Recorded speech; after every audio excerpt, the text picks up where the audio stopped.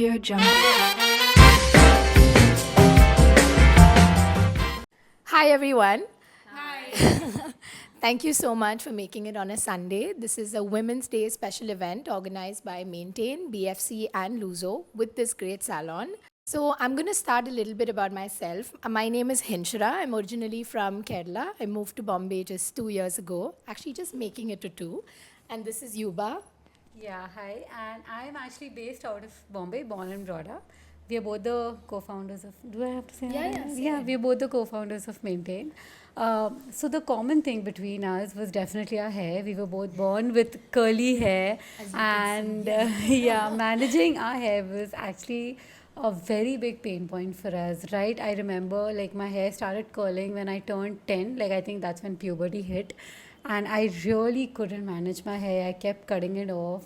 And right after school, I started straightening it because that's the only solution that was offered back in the day, right? They used to just call your hair frizzy and dry, and the solution would be just do permanent straightening.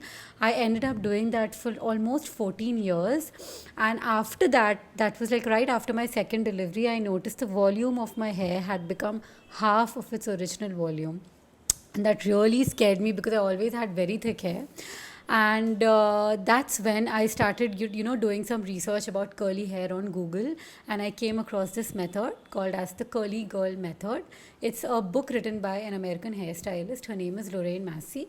So it's just like do's and don'ts of people with textured hair, curly, wavy, the kind of ingredients you need to use, and everything. I will get into the details of that because the whole point is to embrace your natural hair without chemically changing it or damaging it, right?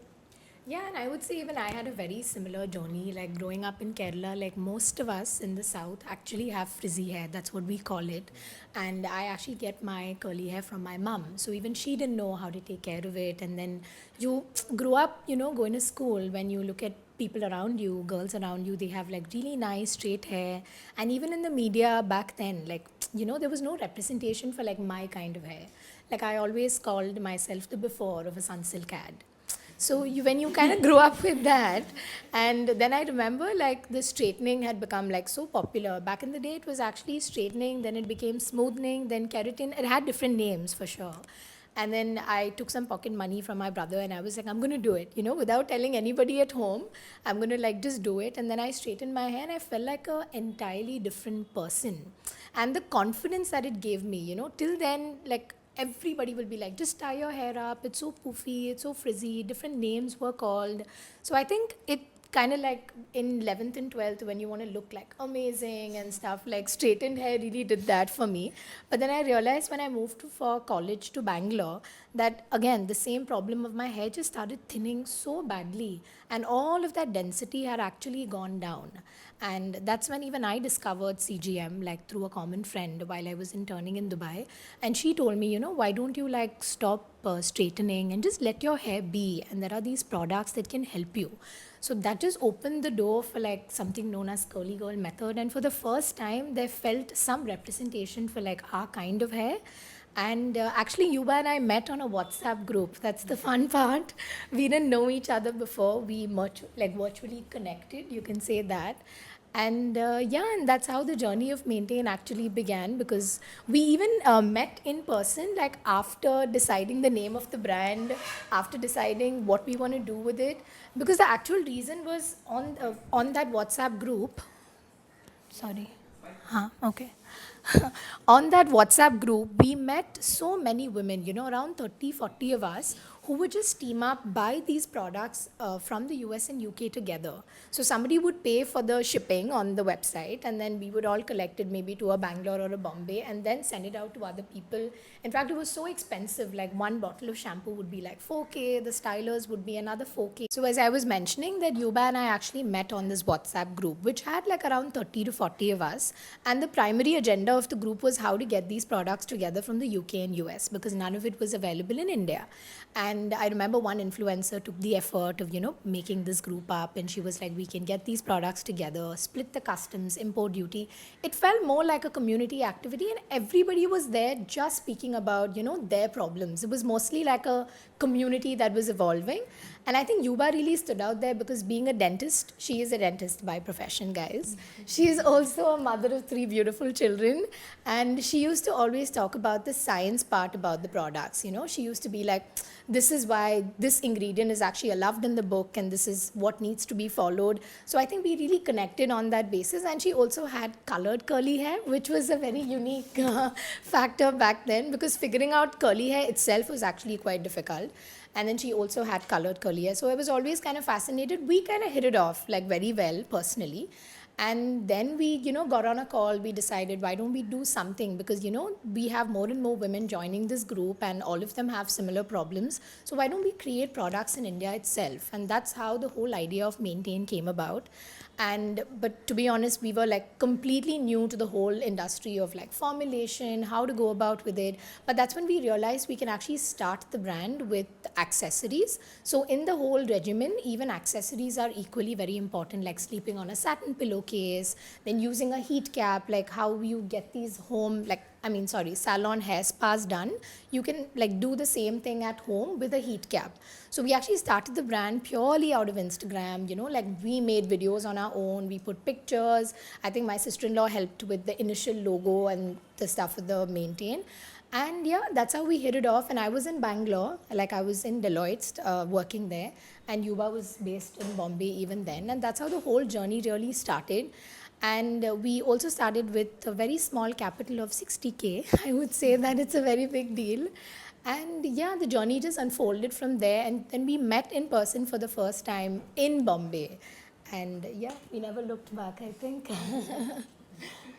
Yeah, it's been an amazing journey, and I honestly want more and more people to understand their actual hair type and embrace their natural hair because it is life changing. Because for us, it actually, really changed our lives, and the kind of confidence it gives you to accepting yourself as you are, and also eliminating a lot of these harsh chemicals from your routine gives you naturally healthy hair. Like you will notice that once you switch to these products, like CG products we call them, your hair quality becomes better, your hair fall will go down. So a lot of problems are eliminated because see, right from the time we are born, we have been using these ingredients and nobody bothers to read the back of the bottle. We don't have that kind of knowledge, understanding about what exactly that ingredient is. So that's what happened when I am like understood the curly girl method. Because I had that curiosity, I wanted to know why, the why of things. Why are we avoiding these ingredients for our hair? So for example, there was like a list of ingredients. It's available online. You all can always just look through it, like surfactants, sulfates like SLS, ALS. These are extremely drying for textured hair, and textured hair naturally, because of the twists and turns that our hair has, the natural oils that are secreted from the scalp do not reach the length of the hair effectively. Like somebody with straight hair, obviously your hair won't be as dry as like our hair. So that's the reason we avoid these sulfates, because they are extremely drying. Secondly, silicones. So all of these ingredients, like I'll show you. I just saw like this bottle, if you see, not this one more I saw, that one. Serums primarily which are available, they are mainly silicones. If you read the ingredients, I mean, this is something I think everyone should know. Like, see, the first ingredient itself is silicone. It's not water based, it's silicone, purely silicone based. Like dimethicones, cyclopentasiloxane, all of these are just silicones. So, what silicones do is they coat your hair in a way that nothing can go in, nothing can go out. I don't know if you all are aware, like, suppose if there is water coming in from somewhere, commercially, silicones are available to seal that area, right? So, they are extremely potent, and I don't think it's really good for your hair to completely be deprived of your natural surroundings. Also, to remove silicones, you need these sulfates, which you have to avoid. ALS, SLS, that's the only sulfate that can remove silicone. So you're always stuck in that vicious cycle. So that's why it's just said that you don't use silicones, you don't use these sulfates. Then you avoid mineral oils, parabens, waxes, heavy oils, heavy butters, because all of these cause a buildup on your hair.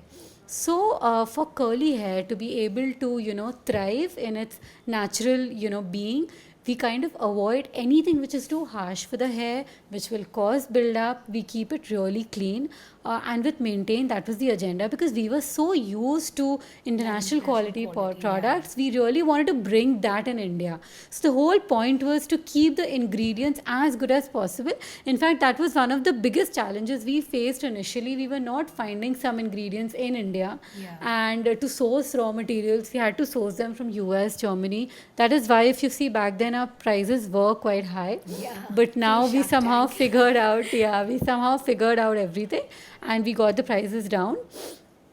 Also the formulation, because a product to work on every hair type, because it's not just wavy curly, there are so many other factors that you should know about your hair, whether you have fine hair, whether you have coarse hair, even porosity. I mean, doesn't really play a very big role, but a slight understanding of your hair porosity can help you understand. Like, for example, if your hair takes too long to dry after a wash, means you have low porosity. If products are not being able to really penetrate your hair because it's really tightly, low porosity means, imagine the roof of a house and this is your cuticles and they're very tightly packed, right? So that's like really healthy, that's really healthy virgin hair. Okay, but anybody who has colored hair naturally has high porosity. So that is one very easy way of determining your porosity. So people with high porosity can still get away with using slightly heavier products, but with low porosity we advise lighter products. That is one way of understanding your products. The other thing is, if you have coarse hair, like if you see her hair, it's quite coarse. What is coarse? Basically, one single hair, you can clearly see it, right? Because it's thick. Thanks to the Mallu roots. Yeah. So mostly South Indians, if you see, they have quite coarse.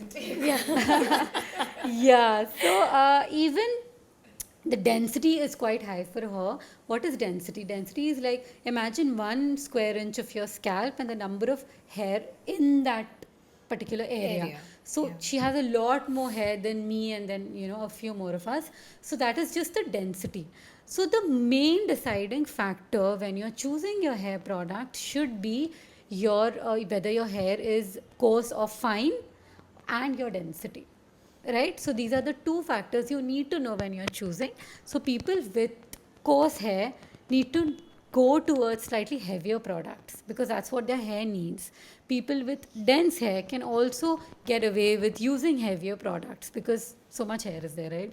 But for me also, now I have finer hair. I used to have thicker hair, but I think because of age or whatever, I have lost a lot of hair. So that I need to be careful and use lighter products. Like if you see in conditioning products, there is something called as leave-in conditioner and something called as a curl cream. Curl cream will be slightly heavy, leave-in will be lighter. So you kind of, based on your hair type, choose the lighter option. Okay, and if you have like fine wavy hair, your hair tends to need more hold. So then you go for more holding options if you're styling your hair. Now the biggest problem with people who don't know their hair type, who don't know about the curly girl method, is how do I manage my hair, right? Because you end up styling your hair in some way or the other to be able to go out, to kind of make it look more polished and everything. So for us, it is this routine that we follow. I'll just tell you all quickly about the routine. So if any of y'all have textured hair, I think most of y'all do. Yeah, most So of y'all, yeah. y'all can just kind of tweak the routine according to your hair type and follow it, and I think it looks amazing because with continuously using that routine, your natural texture gets enhanced. Your hair type won't change. So if you have wavy hair, it's not going to become curly, but your waves are going to get enhanced, like Yeah, beautiful more defined, waves, I would more say. defined, right? So the first step is called cleansing, right? So you use a shampoo. Now we have different types of shampoos. One is a moisturizing shampoo, one is a clarifying shampoo. Clarifying shampoo is something I recommend everybody to use at least once a month because it's something which will give you clean slate. We live in polluted areas, there are other factors, we use a lot of products, everything is there. So using a clarifying shampoo is just going to remove everything from your hair. In fact, in some areas you have hard water, right? So even that hard water buildup is going to happen on your hair, on your scalp. It's going to clog your pores, and you'll get hair fall because of the mineral content in hard water. So like Maintain has a clarifying shampoo which also acts as a chelating shampoo. Chelating means something that removes hard water buildup. So we have combined it. So you don't need a lot of options. Just one shampoo does it all. In fact, it also has AHA, which is fruit derived, which removes the dead skin cells of your scalp. So it's literally clean slate. Everything is out. It has vitamin C, which is also something, which is very good to detox your hair. So I recommend like once or maybe twice a month also you can use a clarifying shampoo. Moisturizing shampoo is something you can use on a daily basis or whenever you're washing your hair. And the other option is a co-wash, which is like a non-foaming moisturizing hair cleanser. Not really recommended for anybody here, but maybe her. Very dry hair, very thick hair. So co-wash is something which is extremely moisturizing. So, but if we use it, like even for me, I have to be a little careful because otherwise my crown is just going to go flat. Yeah, it's gonna go It's flat. too moisturizing, right? So if you're washing your hair too frequently, maybe once in a while, Yeah. and you have to really scrub because it's not going to lather. It's very creamy, right? Especially for me, like the days I work out, Huh. like those days, like I tend to, like if I'm using a moisturizing shampoo, say on a Monday, and I tend to wash my hair like maybe once in 3 days. That's about it. So the second time I wash my hair, I use a co-wash. And even today when I wash my hair, like I moisturize, like use the moisturizing shampoo, but I still, felt the need of using a co-wash because my hair has been really dry. So then I just use it in between and then follow it up with a conditioner. So it just like balances the pH of the scalp. So it's Yeah. good. Yeah. So even after clarifying shampoo, this is something I used to do quite frequently. After clarifying my hair, I would use a little bit of co-wash on my scalp because it kind of balances the pH of your scalp. It has peppermint oil, so Yeah, you the get that cooling the effect, cool yeah. tingling sensation. It has neem oil, tea tree oil, so very good ingredients for your scalp health overall. So that is one thing. Then the second step is conditioning. Definitely after cleansing, you have to use a conditioner. Now we have one conditioner which is like a multi-purpose conditioner. It is perfectly balanced with protein and moisture. Protein, the kind of protein we have used is called phytokeratin. It's a plant-based protein which kind of mimics the protein of your hair. So hair is made of protein, right? So it kind of mimics that protein. So it really repairs damage very effectively. Okay, so as I said, conditioning is the second step. There is one conditioner. Our conditioner is very, very like concentrated. So less is more. You need a small amount, and any other conditioner that you all are using, have this habit of using it on dripping wet hair because water is something that activates the product. Okay, it makes it like really more effective. It gives you better slip. So even after applying the conditioner, if you feel that you need to add more product, first add more water and just see because instantly you will see better slip. Okay, so that is just one thing that really works well because with hair, water is hydration, right? So that's also very it gives you like better results. Second, then you have something like deep conditioners. Like you said, right? Your hair tends to get drier. So deep conditioning weekly is, trust me, a game changer. If you have any kind of damage, be it like colored hair, be it heat damage, chemical damage, any kind of damage, deep conditioning really, really helps. So just doing it, once a week or maybe once in 2 weeks can be a little game changer. And like in Maintain, we have two deep conditioners. One is the ultimate hair repair treatment, which has everything that a damaged hair needs to repair itself. Be it like bond building ingredients, like see how Olaplex is, right? They're really pushing the bond building thing. So we have that ingredient in our deep conditioner. It's called Fiber Hands. Then we have ceramides, we have proteins, the repairing proteins. We have everything in there. And one is the ultimate moisture treatment, which is protein free, which is for people with really dry hair. So it has everything that your hair needs to recover from dryness. We have hyaluronic acid, we have a lot of good actives, we have very light oils and butters, algae oil, aloe oil, all of those. So that is the conditioning part. So maybe on a Sunday, just doing like a deep conditioning will be really helpful. Then comes the styling. This is something that most of us skip, right? Because you just rinse the conditioner and you're out. So that is why your hair doesn't look the way it can look if you use stylers. Now, if you have wavy hair like yours, I think for wavy hair, you don't need a lot of conditioning products. You need more hold. So maybe a hair gel or a hair mousse is a very good option. Again, on dripping wet hair, you just apply a mousse and scrunch it. It looks fab, like it's a game changer. And some like we have a volume gel, we have a hard hold gel. Any hold products that you use, a lot of people don't know this, but it gives you a cast, correct? And people will like, oh, my hair became crunchy after using your product. No, Yeah, we that's get the that gel happens, cast. yeah. Yeah, we get a lot of customers, saying that to us. So that is supposed to happen. A good cast is a very good thing, means you have good hold. So once your hair is 100% dry, all you need to do is just crunch your hair and the cast will break. And that's when you see the final results, right? So wavy hair needs more hold, less moisture. If your hair, like, you can, if you're using conditioner, you can straight away go to the holding product, which can be a mousse or a gel or both also. So I need to use more conditioner because of the color. No, you need to use a deep conditioner because of the color. Because you have very fine hair, right? So if you use more conditioner, you're just weighing it down.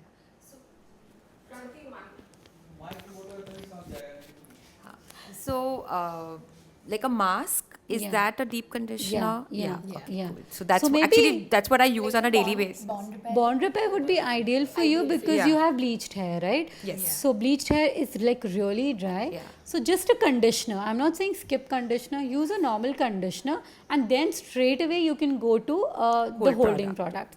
But for us, if I do that, my hair becomes really dry. So after conditioner, I'll use a small amount of a leave-in conditioner or a curl cream, and then I'll use the gel. Got it. Right? So that's the styling bit. I can show you a demo which will help you all understand better. And of course, since it's Women's Day, it's not just about maintain and what we do. We really want to know like what each one of you are working on building. So I think we can start with you. Hi everyone, I'm Kahini and I'm the founder for H Files.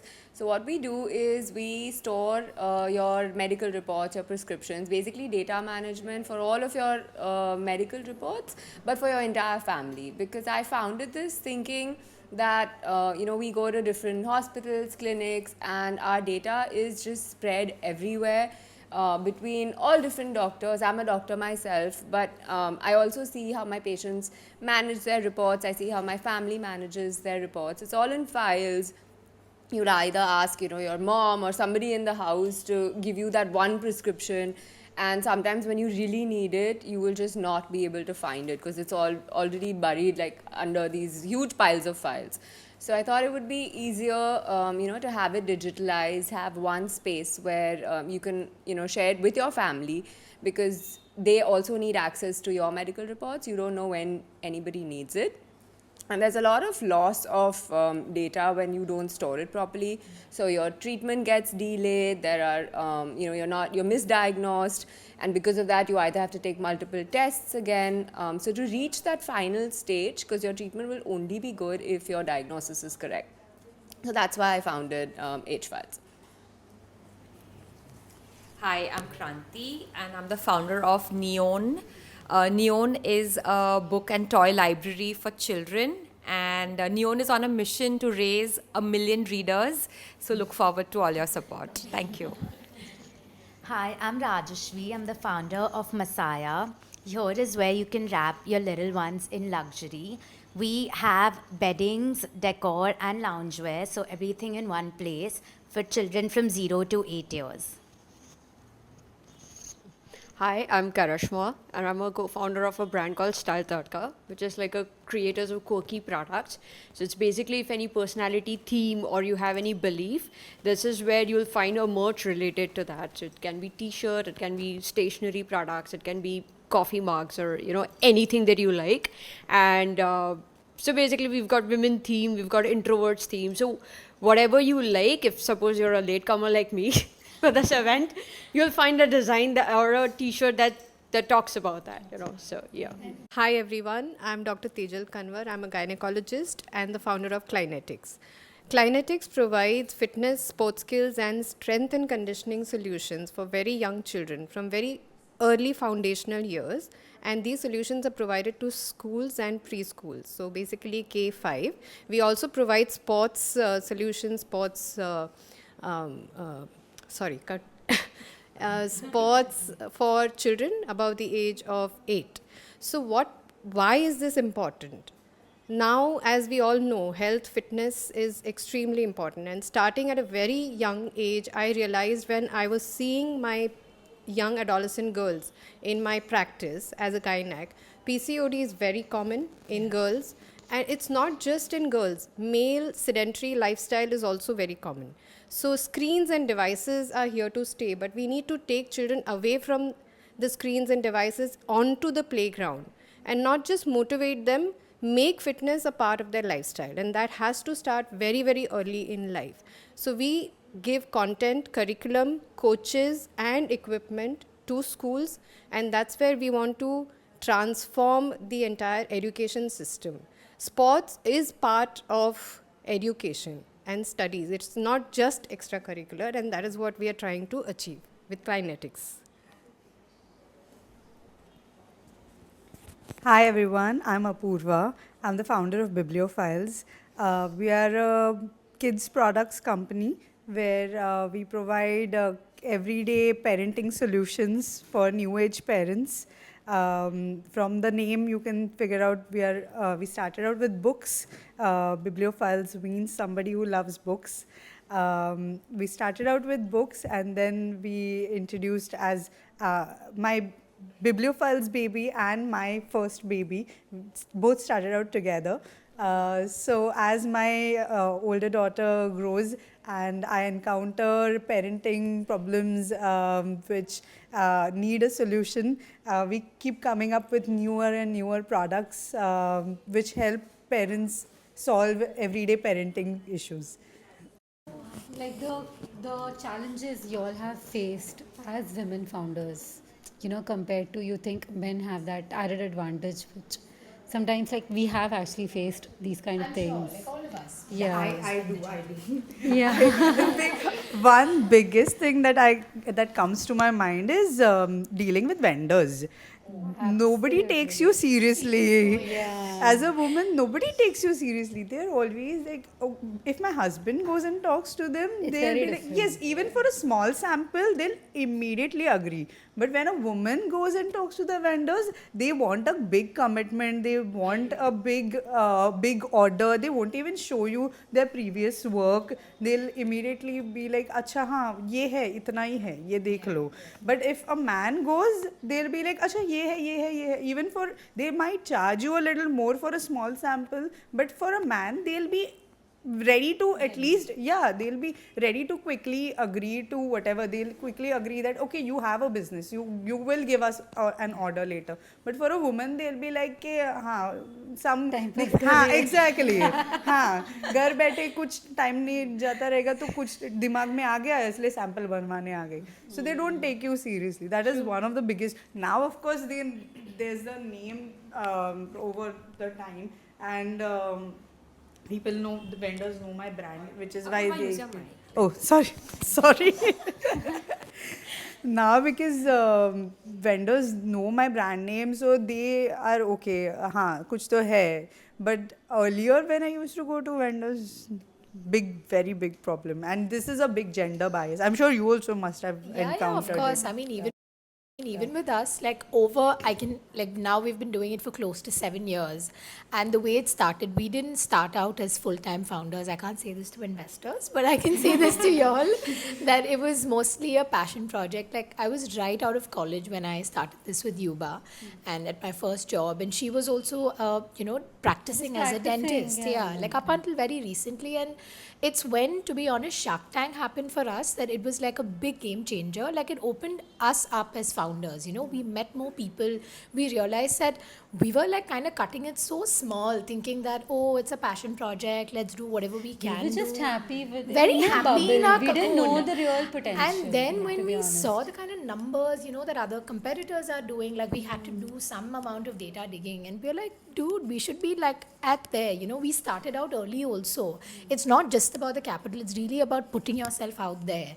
And that's when I took the decision of moving to Bombay. And things like, when we also think about it, like with the age gap that we actually have 11 years age gap. So we feel like we both bring in like two kinds of we both bring in like the two kinds of energy that is sometimes needed. Like we work as yin and yang. But if you tell me about a different struggle that, you know, I want to ask all of you is, do you guys kind of shy away from numbers? Though you'll have all been, I'm sure, very good at math in college. Like when investors ask you about numbers, you know, do you kind of like take a minute to like kind of drop it, rather than a male counterpart? You know, a male founder, I feel like, is a lot more confident with numbers. I think it's not about male or female.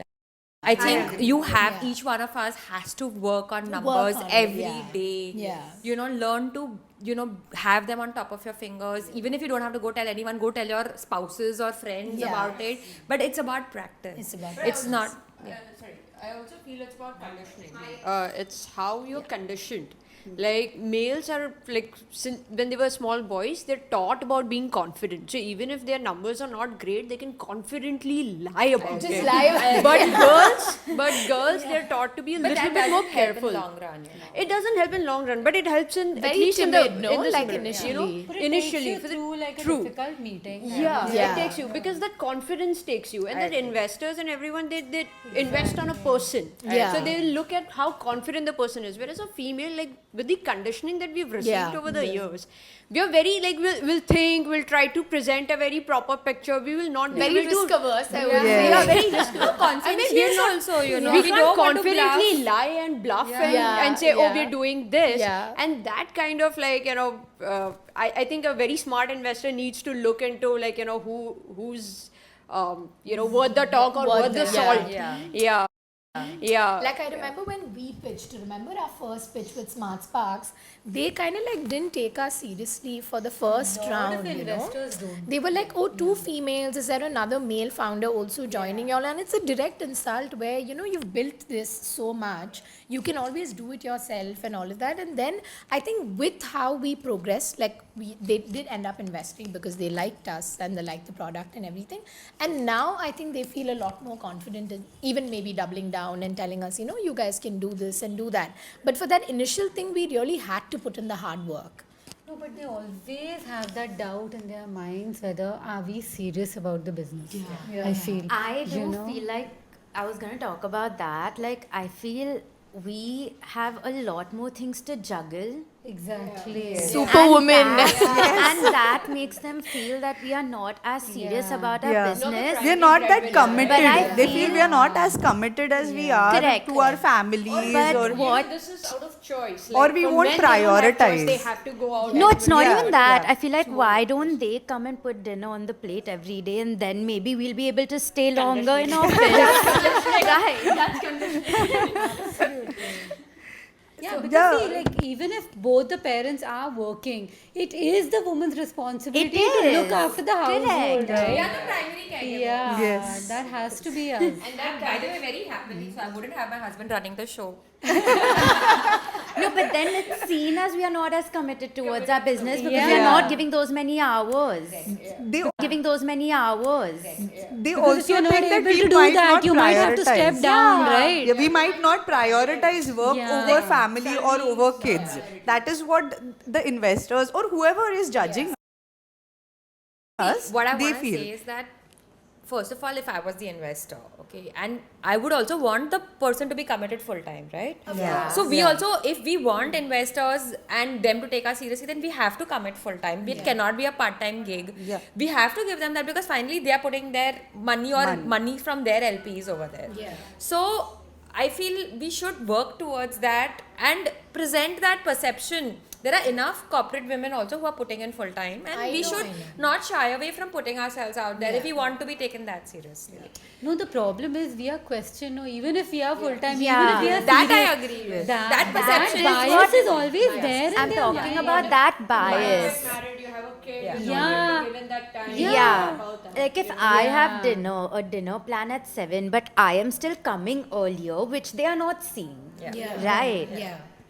Another issue, sorry, like, I there are wanna. a lot of men also who think like, oh, you're working full time. Will you be able to take care of the family? Like this is something that I have Like I was just gonna experienced ask about, in my the arranged support meets, system. but yeah. Like I feel like being, all of us. Reading worth going ahead. I know.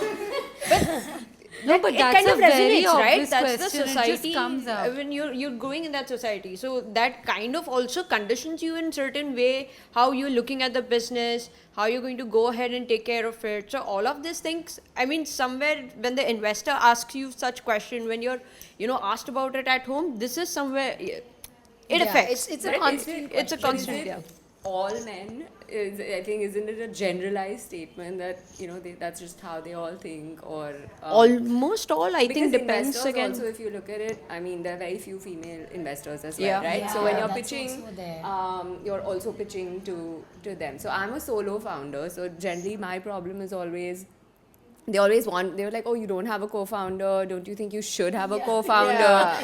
And that's generally everybody's advice to me, that, oh, but like, what about this part of your business, and who's gonna take care of that? I mean, I'm pretty much new right now. I think you guys are way more experienced than I am, but yeah, I think that's a journey that you'll go through, and you'll figure out what's actually working. And I think the confidence comes with that, right? When With you've that, like, on the job. experienced, Yeah. yeah, it's just something like, I don't think as much people can tell you, or they will advise you.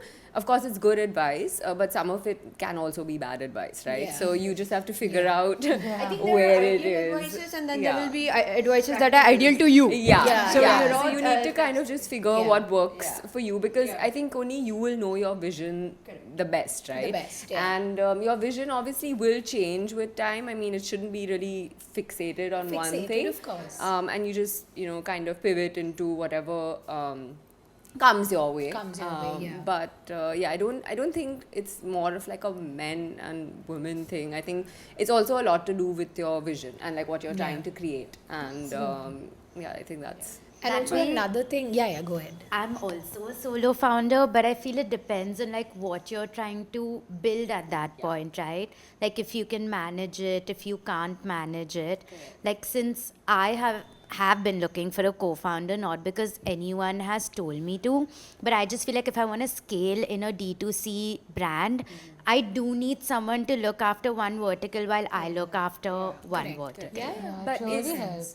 but my question to you would be that is a co-founder that important, or just a person, a team who looks into that anyway, and they are responsible for their own role, and you're focused more on your vision and what you're building. And you can have a bigger team, you can have a smaller team also who's actually doing their job well. I feel like in the end, no matter how accountable you tell your team to be, you somewhere have to look over them. So it will take part of your time. And plus, my reason is not even that. It's that I have a certain set of expertise. So I'd rather concentrate on that rather than trying to do everything. Like talking about numbers, it's my worst spot. I need a calculator. Math doesn't math with me. So like for example, if I have someone take care of the business side of it, where like budget allocations, things like that don't come naturally to me, I'm more than happy taking over the entire creative side. That's what I've studied, that's what I've learned, that's what I have experience in. Yeah. So actually, I feel that very few of us are here. There are so many women I come across, whether they are mothers in the business or previously as a gynaec. So many women I've met. I feel we are very privileged, and Of course. support systems in place. You have 3 children, and you're able to do this. There is an idea. Plus, there would be a support system and a co-founder. But I kind of made it myself. Of course I would you made say, it like, yourself, know, but the what- support system is good, but then see, after a point, everybody breaks down. Like even my husband, after a point, was like kind of not, because he was not used to this. I was going to the clinic. It was just like morning, evening clinic. The other times I'm at home, I used to cook, I used to take care of my kids, and suddenly I'm just not available. So this is something he didn't sign up for, right? So it was a very big adjustment. And I was like, no, I had to put my foot down. I hired a cook, I hired a nanny, everybody. I just made that life happen for me. And it was not easy, trust me. Like, it's still a struggle, but you have to do it. So that everyone is- has their own personal individual Exactly. stories. In Yeah. my case, my husband, very surprisingly, and of course I had to also adjust, very supportive. And I realized that it cannot be my system. His system is very different. Like helping out with household chores or even with the children. So I wanted it in a certain way. This is my template. Please follow this. But at the end of the day, the outcome was getting met, right? So I was okay. So that's his template. Let's follow his template. And I think that's where we need to kind of adjust with the opposite gender. Yeah. And that's where I think as women also we need to mature. There's a lot of feminism, there's a lot of outcry out there, but men are afraid. So what I would also like to say that we also need to kind of see it from that lens, that Correct. perspective. Yeah. Yeah, And even they are dependent on us as much as we are dependent on them. of And course. like a supportive spouse is absolutely essential. You can't function without that. I mean, to be honest, we are much. To be honest, we are much more capable and independent than they are. They are much more dependent on us. Oh my god, they become like babies, worse than babies. And like she mentioned, in a way we are very privileged and lucky, not just because we can afford a support system. Even I'm Yeah. like you, even I created a support system for myself because I don't have that parental support system. I created a support system of helps and maids, but when they don't turn up, of course we have to, course like you're today. Like today. That day you were just in a bad state. Luckily, I have like my in-laws, my parents. They all stay in the same society, Okay. and they're all very helpful. So that is still there. I mean, that is also No, for me that is not doesn't exist. But we create a support system. But the biggest support system I feel for married women is their husbands. Even if they are zero at work, but the like my husband doesn't know how to boil an egg, but the way he pushes me in my work, and the way he believes in me is what I can achieve something. Initially, I started Bibliophiles, then he joined me. That trust that he showed in me, that you have built something that I can commit to and I can join, and I can bring my expertise to this, is what boosts our confidence and which helps us in taking our business and our work to the next. You know, another point, sorry, I wanted to bring up that I feel as a woman founder, you know, that limits me sometimes is the network. I just feel men just have access to just so Oh, yes, much network. Right from their school boys groups to college boys groups, all of those people are doing well in life and they can just shout out and get help. And 90% of my school friends are housewives or, you know, homemakers for that matter. So, we've lost touch also. we've lost touch with so many people. They still are in touch. And I just feel that, like, thanks to, you know, things like BFC and all, we're getting to meet each other. And the reason to bring this up is that I feel that we should be each other's support system and, you know, help each other and, you know, make, I mean, even access to founders in other places outside of, say, Bombay or, you know, have that network as women founders. And if there are any communities, I'd be happy to know more about them and join them. I feel like having this network is really important. Even though I've started networking, I would say maybe like last year. But I feel like the little help or like just knowing that, oh, if you need a resource, you have a community where you can just post a message and probably get that answer. Yeah. It boosts your confidence somehow. Because otherwise you're like searching on like platforms like, I don't, just dial and getting random calls. India Mart. I'm like, It's on my home screen. like it demotivates you. But I feel like like even this meetup today I felt was like really nice for It was that really reason. wholesome, to be honest. It was really Yeah. wholesome. Like, you know, even though we have few people and I would like this to like increase in size with more women being a part of it. But yeah, it's been quite nice. But another thing that, you know, personally I've noticed is sometimes I feel it's a little difficult to crack through to a female founder rather than a male founder. Oh, yeah. Because with a male founder, like I have some really good male founder friends who I reach out to. But with women founders, I somehow feel like they can get a little tricky when it really comes down to like letting their guard down. So with the She Capital event, I met another founder at the BFC who had also gone for She Capital twice, the She Capital event. It's called She Together. But she also kind of felt like after a point, it was just like women bragging about themselves in front of you, you know? Like, I feel like that kind of intimidating. We really That sort of intimidating thing with maybe other male founders, I haven't really, you know, come across with that. That female founder, I mean, I'm not going to name her, but you remember she was just like I was on the call with her and I had like a million questions because she's made a very good brand and They everything. don't answer it. Don't answer it. The way she was going round and round, by the end of it, I was so irritated. No, to be honest, Like, why couldn't she trust me? I was like, not even a direct competitor. I That's feel what like you said, right? Trust that's the most Yeah. important Like, I thing. feel I like think it's a little it's- difficult for women to build that trust, and I think it takes a little yeah, bit because of uplifting time. women should because really mean it has something. been Yeah. so difficult for us, Yeah. and imagine if somebody just stepping in and making it easier, right? So Yeah. that would like mean It so would really much. mean, like, to be honest, I mean, we personally do that. Like, when people reach out to me, I tell them even the bad things that happened in this deal, you know, with a particular Yeah. vendor. And then I tell them, see, I've given you all the points and now it's up to you to choose. Because I would really feel like that is more important rather than sugarcoating it and being like, go for it.